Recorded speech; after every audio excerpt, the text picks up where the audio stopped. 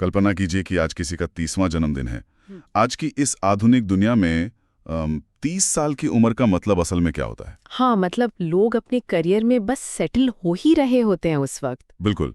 या शायद अपना पहला घर खरीदने की सोच रहे होते हैं, या फिर दुनिया घूमने के कुछ प्लान बना रहे होते हैं। सही कहा। ऐसा लगता है कि जिंदगी ने बस अभी रफ्तार पकड़ी ही है ना? कुल मिला के यही लगता है। लेकिन अगर हम आज से कुछ सदियों पहले के इतिहास में जाएं, तो ये जो 30 साल की उम्र है ना, ये करियर की शुरुआत नहीं थी। एकदम नहीं। ये असल में गेम ओवर हुआ करता था।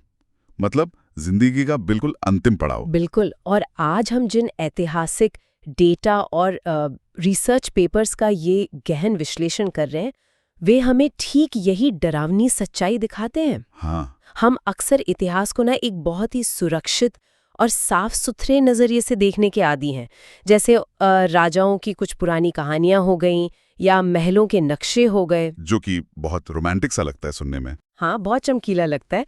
लेकिन जब हम असल संख्याओं और डेटा की बात करते हैं तो असलियत इससे कहीं ज्यादा चौंकाने वाली और खौफनाक नजर आती है। ठीक है, आइए इसे विस्तार से समझते हैं, क्योंकि आज की इस गहन चर्चा का हमारा मिशन ही यही है। बिल्कुल। हम इतिहास के उन छिपे हुए और मतलब अकल्पनीय सांख्यिकीय तथ्यों की गहराई में जाने वाले हैं।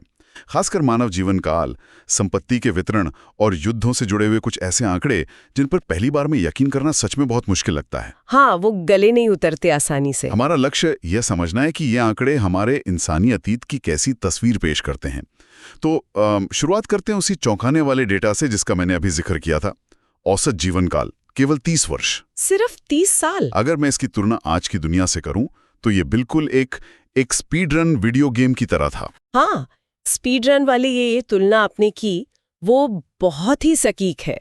मतलब एक ऐसा गेम जहां घड़ी बहुत तेजी से भाग रही है और आपके पास टाइम नहीं है ना? मतलब आपके पास समय बहुत ही कम है। अगर किसी को समाज में अपनी जगह बनानी है तो उसे सारे बड़े काम बहुत तेजी से निपटाने होंगे। एकदम फटाफट। जैसे 12 या 14 साल की उम्र में शादी हो गई। हाँ, और 15-16 साल में तो परिवार की जिम्मेदारी आ जाती थी। बिल्कुल, कुछ कौशल सीखना है, काम धंधा करना है, और 22 साल तक तो उन्हें अपनी आने वाली पीढ़ी के लिए एक विरासत छोड़ने का इंतजाम भी करना पड़ता था। सही बात है।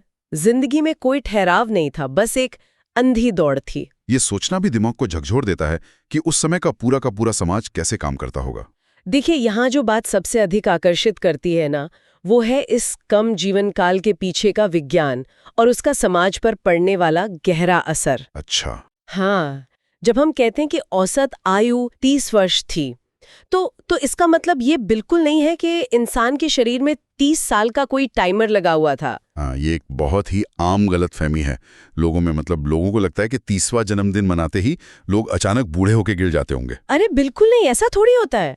अगर कोई इंसान बचपन की बीमारियों को पार कर लेता था ना, तो वो आराम से 50 या 60 साल तक भी जी सकता था। रुकिए, तो फिर औसत उम्र इतनी कम कैसे थी? असली समस्या ये थी कि जन्म लेने वाले आधे से ज्यादा बच्चे 5 साल की उम्र तक पहुंचने से पहले ही दम तोड़ देते थे। ओह वाओ, आधे से ज्यादा? हाँ, छोटी मोटी चोटें हो गई, बुखार या कोई इन्फेक्शन, जिनका आज हम बस एक साधारण सी एंटीबायोटिक गोली खाकर इलाज कर लेते हैं, उस समय वे सीधे तौर पर जानलेवा थे। मतलब कोई इलाज ही नहीं था उन चीजों का? बिल्कुल। और इसी बहुत ज्यादा उच्च बाल मृत्यु दर ने पूरे के पूरे औसत को खींचकर नीचे 30 पर ला दिया था। रुकिए एक मिनट, अगर बचपन में ही इतनी मौतें हो रही थीं और जो बच रहे थे वे भी औसतन 30 या 40 साल ही जी रहे थे ज्यादातर, तो इसका मतलब तो ये हुआ कि उस समय का पूरा समाज ही युवाओं से भरा हुआ था। बिल्कुल सही पकड़े आप, एकदम सही।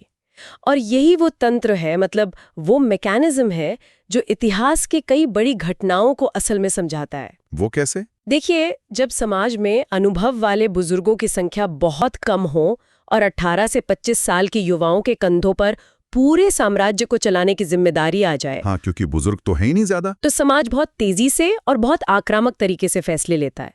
मतलब अनुभव की कमी और युवाओं के जोश के कारण उनकी नीतियां बहुत अलग होती थीं आज के मुकाबले। अच्छा, मतलब युवा खून है, ज्यादा जोश है और जोखिम लेने की भारी क्षमता है। इससे तो उनका हर फैसला करो या मरो वाला ही होता होगा। सही कहा। और यही कारण है कि हमें इतिहास में 20-22 साल के ऐसे सेनापति देखने को मिलते हैं जो पूरी दुनिया जीतने निकल पड़ते थे, सिकंदर जैसे लोग। हाँ, सिकंदर भी तो बहुत कम उम्र का ही था। बिल्कुल। जब आपको पता हो कि आपकी जिंदगी का कोई भरोसा नहीं है और आपके पास वक्त कम है, तो आप लंबी लंबी योजनाएं नहीं बनाते बैठकर, आप तुरंत कार्रवाई करते हैं। एक्शन लेते हैं तुरंत। हाँ, और इसी आक्रामकता ने उन दूसरे बड़े आंकड़ों को जन्म दिया जो हमारे आज के डेटा में शामिल हैं। आप युद्धों की बात कर रही हैं? हाँ, यानी वे भयानक युद्ध और उनमें मरने वाले करोड़ों लोग। लेकिन एक बात बताइए मुझे, ये बात मुझे थोड़ी अजीब लग रही है और सच कहूं तो ये गले नहीं उतर रही। कौन सी बात? अगर जिंदगी पहले से ही इतनी छोटी थी और इतनी नाजुक थी, तो लोग युद्ध करके उसे और भी छोटा क्यों बना रहे थे? ये एक अच्छा सवाल है। क्योंकि हमारे पास जो डेटा है वो साफ बताता है कि इतिहास की सबसे बड़ी लड़ाइयों में करोड़ों लोगों की जान चली गई। अगर आप जिंदगी का स्पीड रन खेल ही रहे हैं, तो आप जानबूझकर अपने गेम को और मुश्किल क्यों करेंगे? मतलब इतनी बड़ी कीमत चुकाने के पीछे की असली वजह क्या थी? मैं समझती हूँ, ये वाकई एक बहुत बड़ा विरोधाभास लगता है सुनने में। लेकिन हमें ये समझना होगा कि प्राचीन समय में जो युद्ध होते थे ना, वे केवल शौक, अहंकार या शौर्य के लिए नहीं लड़े जाते थे। तो फिर किस लिए? फिल्मों में तो ऐसा ही दिखाते हैं। फिल्में अलग है। असल में वे संसाधनों की भारी कमी का सीधा परिणाम थे। संसाधनों की कमी? हाँ, जब आपके पास तकनीक सीमित हो, खेती पूरी तरह से मौसम पर निर्भर हो और आपकी आबादी बढ़ रही हो, तो खाना कहाँ से आएगा? बिल्कुल। तो अपने लोगों को खिलाने का एकमात्र तरीका यही बचता था कि पड़ोसी की उपजाऊ जमीन और उसके अनाज पर कब्जा कर लिया जाए। तो मतलब युद्ध दरअसल एक सर्वाइवल स्ट्रैटेजी थी उनके लिए। बिल्कुल। दूसरों को मारकर खुद जिंदा रहने की रणनीति। बिल्कुल, यही कड़वा सच है। लेकिन इन युद्धों का पैमाना इतना विशाल था कि वो जनसांख्यिकी को, मतलब डेमोग्राफिक्स को रातों रात बदल कर रख देते थे। मतलब पूरी की पूरी आबादी साफ हो जाती थी। हाँ, जब किसी बड़े युद्ध में करोड़ों लोग एक साथ मारे जाते थे, तो वो सिर्फ किसी एक राजा की हार जीत नहीं होती थी, वो पूरी की पूरी पीढ़ियों का सफाया होता था। बाप रे। एक पूरा जनसांख्यिकीय ढांचा ही ढह जाता था। खेतों में काम करने वाले किसान नहीं बचते थे, अर्थव्यवस्थाएं पूरी तरह रुक जाती थीं, समाज को एक झटके में दशकों पीछे धकेल दिया जाता था। और यहीं से मेरे दिमाग में एक और बहुत बड़ा सवाल पैदा हो रहा है सत। बताइए। अगर समाज लगातार इन महामारियों, भूखमरी और इन विशाल युद्धों के कारण ढह रहे थे, तो कोई भी साम्राज्य इतना स्थिर कैसे हो सकता है कि वो दुनिया की 50% संपत्ति पर कब्जा कर ले? हाँ, ये एक बहुत ही अहम बिंदु है। क्योंकि यहां बात सच में बेहद दिलचस्प हो जाती है। हमारे इस डेटा में स्पष्ट रूप से ये चौंकाने वाला आंकड़ा मौजूद है कि इतिहास में एक समय ऐसा था जब एक ही साम्राज्य के पास वैश्विक संपत्ति का आधा हिस्सा था, 50%। हाँ, ये आज के आधुनिक संदर्भ में तो सोचना भी लगभग असंभव लगता है। एक पूरी तरह से अविश्वसनीय एकाधिकार, मतलब मोनोपोली। असंभव से भी बहुत ऊपर है ये तो। सोचिए, अगर आज हम एप्पल, गूगल, अमेज़न और यहां तक कि अमेरिकी सरकार, इन सब की पूरी संपत्ति को भी एक साथ मिला देना, तो भी वो आज की वैश्विक संपत्ति का 50% कभी नहीं होगा। बिल्कुल नहीं होगा। आज हमारे पास इंटरनेट है, सैटेलाइट्स हैं, ग्लोबल सप्लाई चेन है, फिर भी कोई एक सत्ता दुनिया की आधी संपत्ति को कंट्रोल कर ही नहीं सकती। सही बात है। तो बिना इंटरनेट या बिना टेलीफोन के उन पुराने साम्राज्यों ने इतने विशाल आकार को और इतनी भारी संपत्ति को कैसे संभाला होगा? ये लॉजिस्टिक रूप से कैसे काम करता था? देखिए, इस सवाल का जवाब ना उस समय के प्रशासनिक नवाचार, यानी उनके एडमिनिस्ट्रेटिव इनोवेशन में छिपा हुआ है। वो कैसे? जब हम सबसे बड़े साम्राज्यों के विशाल आकार की बात करते हैं, तो हमें समझना होगा कि उन्होंने इसे एक जगह से बैठकर कंट्रोल नहीं किया, बल्कि उन्होंने एक बहुत ही चतुर विकेंद्रीकृत यानी डिसेंट्रलाइज्ड मॉडल का इस्तेमाल किया। रुकिए, विकेंद्रीकृत? मुझे तो हमेशा यही लगा कि बड़े साम्राज्यों का मतलब है कि एक राजा अपनी राजधानी में एक बड़े से सिंहासन पर बैठकर हर एक चीज को बहुत सख्ती से कंट्रोल करता होगा। यही तो हमारी सबसे बड़ी गलतफहमी है। जब राजा राजधानी में बैठा हो और उसका साम्राज्य हजारों किलोमीटर दूर तक फैला हो, तो वो हर चीज को कंट्रोल कर ही नहीं सकता। हाँ, ये तो प्रैक्टिकली नहीं है। बिल्कुल। सोचिए, अगर 2000 किलोमीटर दूर किसी प्रांत में कोई विद्रोह होता है, तो राजा तक खबर पहुंचने में ही महीनों लग जाएंगे उस जमाने में। और तब तक तो वो प्रांत पूरी तरह से राजा के हाथ से निकल चुका होगा। एकदम सही। धान कैसे निकाला? उन्होंने एक फ्रेंचाइजी मॉडल का इस्तेमाल किया। फ्रेंचाइजी मॉडल जैसे आज के रेस्टोरेंट्स होते हैं? बिल्कुल वैसा ही कुछ। उन्होंने दूर दराज के इलाकों में अपने स्थानीय गवर्नर्स या सत्रप नियुक्त किए। इन गवर्नर्स को अपने इलाके में पूरी आजादी दी गई थी। अच्छा, मतलब वे खुद राजा की तरह काम करते थे? एक तरह से हाँ। वे अपने नियम खुद बना सकते थे, अपनी स्थानीय संस्कृति को मान सकते थे और सबसे बड़ी बात, अपनी सेना रख सकते थे। केंद्रीय सत्ता यानी जो मुख्य राजा था, उसे केवल 2 चीजों से मतलब था। और वो 2 चीजें क्या थी?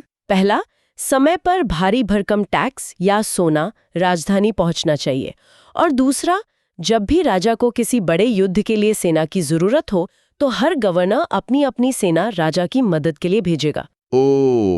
ये तो बिल्कुल आज की बड़ी कॉर्पोरेट फ्रेंचाइजी की तरह ही है। जैसे किसी हेडक्वार्टर को सिर्फ अपने मुनाफे के हिस्से से मतलब है, बाकी ब्रांच मैनेजर अपने हिसाब से अपनी ब्रांच चलाए। एकदम सटीक तुलना है ये। और संचार को तेज करने के लिए भी उन्होंने कुछ कमाल के तरीके निकाले। उन्होंने रिले हॉर्स सिस्टम बनाया। ये रिले हॉर्स क्या होता है? उन्होंने क्या किया कि प्रमुख रास्तों पर हर 15 या 20 किलोमीटर पर चौकियां बनाई, जहां ताजे घोड़े और संदेशवाहक से 24 घंटे तैयार रहते थे। अच्छा, एक चेन की तरह? हाँ, एक घुड़सवार पूरी रफ्तार से एक चौकी से दूसरी चौकी तक जाता, वहां पहुंचकर वो अपना संदेश दूसरे घुड़सवार को सौंपता, जो तुरंत एक ताजे घोड़े पर आगे बढ़ जाता। वाह! ये उस जमाने का, आप समझ लीजिए, फिजिकल फाइबर ऑप्टिक नेटवर्क था जिसने हफ्तों के सफर को कुछ दिनों में बदल कर रख दिया था। ये वाकई बहुत ही शानदार लॉजिस्टिक सिस्टम है। मतलब उस समय के हिसाब से तो ये कमाल है। बिल्कुल। हाँ, खतरे तो थे ही। जब आपके पास इतना सारा पैसा एक ही तंत्र में हो तो उसमें सबसे बड़ा रिस्क क्या था उस वक्त? रिस्क ये था कि ये पूरी की पूरी व्यवस्था ताश के पत्तों के एक नाजुक महल की तरह थी। ताश के पत्तों की तरह? हाँ, देखिए, जब आधी दुनिया की अर्थव्यवस्था किसी एक साम्राज्य के पहियों पर चल रही हो तो वहां होने वाला कोई भी छोटा सा युद्ध या अस्थिरता सिर्फ 2 राजाओं की आपसी लड़ाई नहीं रह जाती। उसका असर दूर तक जाता होगा। बिल्कुल। हमारे रिसर्च पेपर्स में युद्धों के गहरे आर्थिक प्रभाव पर बहुत जोर दिया गया है और इसका मैकेनिज्म समझना हमारे लिए बहुत जरूरी है। मतलब अगर इस 50% संपत्ति वाले साम्राज्य में कुछ भी गड़बड़ होती है तो उसका असर पूरी दुनिया पर पड़ता है। हाँ, कि आज अगर शेयर बाजार गिरता है तो लोगों की बैंक में रखी संपत्ति कम होती है या ज्यादा से ज्यादा नौकरी आ जाती है, जो कि बुरा है बेशक, लेकिन तब अगर वो विशाल साम्राज्य युद्ध में उलझता था तो उसका सीधा मतलब था भूखमरी, मौत। भूखमरी कैसे? उदाहरण के लिए मान लीजिए कि एक बहुत बड़े साम्राज्य में सारा का सारा अनाज किसी एक प्रांत से आता है, जैसे कि मिस्र से, और वो पूरी राजधानी और बाकी जगहों में बंटता है। ठीक है। अब अगर बीच में कोई बड़ा युद्ध शुरू हो जाए तो व्यापार के वो सारे रास्ते रातों रात बंद हो जाते थे। तो जो इलाके युद्ध क्षेत्र से हजारों मील दूर थे, जहां कोई तलवार भी नहीं चली, वहां भी लोग मरने लगते थे। बिल्कुल। जब सप्लाई चेन टूटती थी ना, तो दूर दराज के बाजारों में खाने की चीजें पहुंचनी एकदम बंद हो जाती थी। मुद्रा का यानी करेंसी का मूल्य अचानक से शून्य हो जाता था। Oh my God! आपको जानकर हैरानी होगी कि हथियारों से ज्यादा लोग अक्सर युद्ध के बाद आई इस भूखमरी और आर्थिक तबाही से मरते थे। ये तो बहुत ही डरावना है। दुनिया की आधी संपत्ति और संसाधनों को एक ही आर्थिक तंत्र में बांधना एक बहुत बड़ा जुआ था। जब ये तंत्र काम करता था तो वे सोने के महल बनाते थे, लेकिन जब ये तंत्र टूटता था ना, तो करोड़ों लोग एक झटके में भूखे मर जाते थे। तो फिर आखिर इस सब का क्या मतलब है? मतलब एक तरफ हमारे पास 30 साल का छोटा सा औसत जीवन काल है, जहां लोग तेजी से सब कुछ हासिल करने की अंधी दौड़ में लगे हुए हैं। हाँ। और दूसरी तरफ ये विशालकाय साम्राज्य हैं जो ताश के पत्तों की तरह खड़े हैं, और जब वे घिरते हैं तो करोड़ों लोग युद्ध या भुखमरी से मारे जाते हैं। ये सब इतना निराशाजनक और विनाशकारी लगता है सुनकर। मैं समझ सकती हूँ। तो इंसान इस पूरे चक्र से बाहर कैसे निकला? पूरी इंसानियत खत्म क्यों नहीं हो गई इन सब में? हम आज यहां तक कैसे पहुंचे? अगर हम इसे व्यापक संदर्भ से जोड़कर देखें तो हमें ये समझना होगा कि मानव इतिहास केवल विनाश और मौत की कहानी नहीं है। अच्छा। हाँ, इतिहास हमेशा एक बहुत ही नाजुक संतुलन बनाने की प्रक्रिया रही है। एक पल्ले पर दुनिया की सबसे बड़ी और विनाशकारी आपदाएं थीं और दूसरे पल्ले पर थीं प्राचीन तकनीकी उपलब्धियां। तकनीकी उपलब्धियां। जब मैं इन स्रोतों में इन तकनीकी उपलब्धियों के बारे में पढ़ रहा था तो मेरे दिमाग में शुरुआत में बस पिरामिड, बड़े बड़े महल या सुंदर मूर्तियां ही आ रही थीं। मुझे लगा कि शायद यही उनकी सबसे बड़ी तकनीक थी उस जमाने की। और यही हमारी सबसे बड़ी भूल है।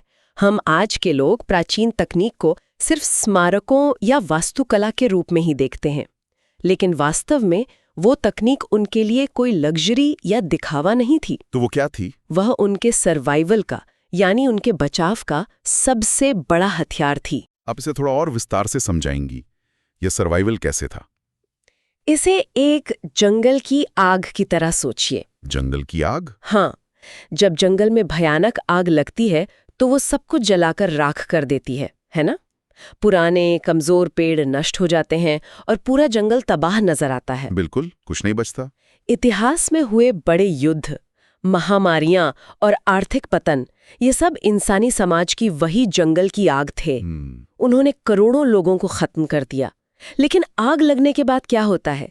जमीन साफ हो जाती है, सूरज की रोशनी नीचे जमीन तक पहुंचने लगती है और जो बीज मिट्टी के नीचे सुरक्षित बच जाते हैं वे कहीं ज्यादा तेजी से और मजबूती से उगते हैं। ओह, तो यहाँ उन बीजों का मतलब वो तकनीक और ज्ञान है जो तबाही के बाद भी बच गया था। बिल्कुल सही, एकदम सही समझे आप। जब आपदाओं ने पूरे के पूरे साम्राज्यों को तबाह कर दिया, तभी इंसानों का ज्ञान नहीं मिटा। ज्ञान सुरक्षित रहा। हाँ, खेती में सिंचाई के नए तरीके, साफ पानी को मीलों दूर तक ले जाने के लिए बनाई गई नहरें, अनाज को सालों तक सुरक्षित रखने वाले विशेष गोदाम और धातु को पिघलाकर मजबूत औजार बनाने की कला, यही वे बीज थे जो आग के बाद भी बचे रहे। वाह! जब 50% संपत्ति वाला कोई साम्राज्य ढह जाता था, तो बची हुई आबादी शून्य से शुरुआत नहीं करती थी। उनके पास ये ज्ञान पहले से था। अब मुझे पूरी तस्वीर बहुत साफ दिख रही है। मतलब अगर दुनिया की सबसे बड़ी आपदाएं और युद्ध इंसानों को नष्ट करने पर तुले थे, तो ये प्राचीन तकनीक ही वो ढाल थी जिसने उन्हें हर बार फिर से खड़ा होने में मदद की। एकदम सटीक बात कही आपने। आपदाएं और युद्ध आबादी को अचानक से कम कर देते थे, ये सच है। लेकिन जो बची हुई आबादी होती थी, वो इसी पुरानी तकनीक और नवाचार का इस्तेमाल करके और भी अधिक मजबूत और बेहतर समाज का निर्माण करती थी। और ये चक्र चलता रहता था। संपत्ति जुटाने में मदद की। ये केवल जीत और हार की कहानी नहीं, बल्कि तबाही और पुनर्निर्माण का एक अंतहीन चक्र था। ये चर्चा सच में इतिहास को देखने की हर पुरानी धारणा को चुनौती देने वाली रही है। हम इतिहास को बचपन से बस राजाओं की व्यक्तिगत सफलताओं या हार के रूप में ही तो पढ़ते आए हैं। हाँ, स्कूल की किताबों में भी वैसा ही होता है। बिल्कुल। लेकिन जब हम इस पूरी गहन चर्चा को समेटते हैं और डेटा के लेंस से देखते हैं, तो पूरी कहानी ही बदल जाती है। पूरी तरह से। 30 साल की औसत आयु, करोड़ों मौतों वाले भयानक युद्ध और 50% वैश्विक संपत्ति का एक ही जगह पे केंद्रित होना, ये सारे आंकड़े इतिहास को एक ऐसे डेटाबेस में बदल देते हैं जो हमें बताता है कि हमारे पूर्वजों ने कितनी भयानक चरम सीमाओं का सामना किया है। और उन्होंने उस स्पीडरन गेम को कितनी बहादुरी और तेजी से खेला, ताकि वे उस ज्ञान और तकनीक के बीजों को अगली पीढ़ी तक पहुंचा सकें। ताकि जिंदगी चलती रहे, ताकि तमाम महामारियों और आर्थिक क्रैश के बावजूद इंसानियत बची रहे और अंततः आज हम यहाँ बैठकर एक सुरक्षित जीवन जी सकें। ये सिर्फ पन्नों पर छपे हुए सूखे नंबर नहीं है, ये इंसानी लचीलेपन और सर्वाइवल का सबसे बड़ा सबूत है। सहमत हूँ। और सबसे जरूरी बात यह है कि ये डेटा हमें अपने वर्तमान को देखने का भी एक बिल्कुल नया नजरिया देता है। वो कैसे? जब हम अतीत के इन चरम और खौफनाक आंकड़ों को देखते हैं, तो हमें एहसास होता है कि आज हम जिन चीज़ों को बहुत साधारण या नॉर्मल मानकर चलते हैं, जैसे 70-80 साल की उम्र तक जीना या दुनिया भर में इंटरनेट से जुड़े रहना, वे ऐतिहासिक नजरिए से बेहद दुर्लभ और अनोखी हैं। ये हमेशा से नॉर्मल नहीं थी। आपने बिल्कुल सही जगह पर लाकर बात खत्म की है, और यही गहरा विचार मुझे आज के उस अंतिम सवाल की तरफ ले जाता है, जो मैं चाहता हूं कि सुनने वाले सभी लोग आज अपने साथ लेकर जाएं और उस पर सोचें। बिल्कुल।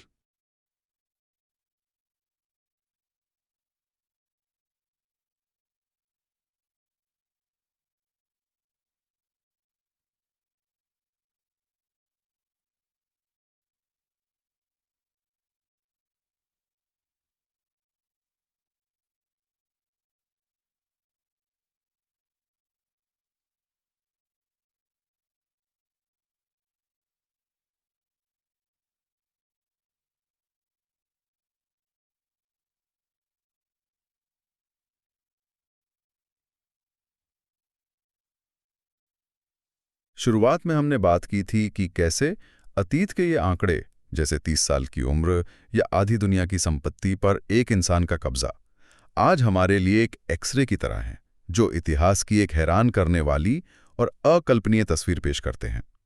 अगर अतीत के ये आंकड़े आज हमें इतने अजीब और चौंकाने वाले लगते हैं, जो कि लगते ही हैं, तो जरा सोचिए, हमारे आज के आधुनिक युग का वो कौन सा बिल्कुल साधारण सा लगने वाला आंकड़ा या सांख्यिकी होगी जो आज से ठीक 1000 साल बाद भविष्य के इंसानों को पूरी तरह से चौंका देगी। ये बहुत ही दिलचस्प सवाल है। क्या वो हमारा स्क्रीन टाइम होगा, जिस तरह हम रोजाना अपना आधा दिन एक चमकते हुए कांच के टुकड़े को घूरने में बिता देते हैं, या फिर वो हमारे द्वारा रोज पैदा किया जाने वाला टन भर प्लास्टिक कचरा होगा। शायद। या शायद हमारी इस डिजिटल दुनिया का विशाल आकार, जिसमें हम अपनी पूरी जिंदगी, अपनी यादें और अपना सारा डेटा किसी दूर रखे सर्वर पर सेव कर रहे हैं, भविष्य का वो कौन सा एक्सरे होगा जो हमारे आज को उनके लिए यकीन करना मुश्किल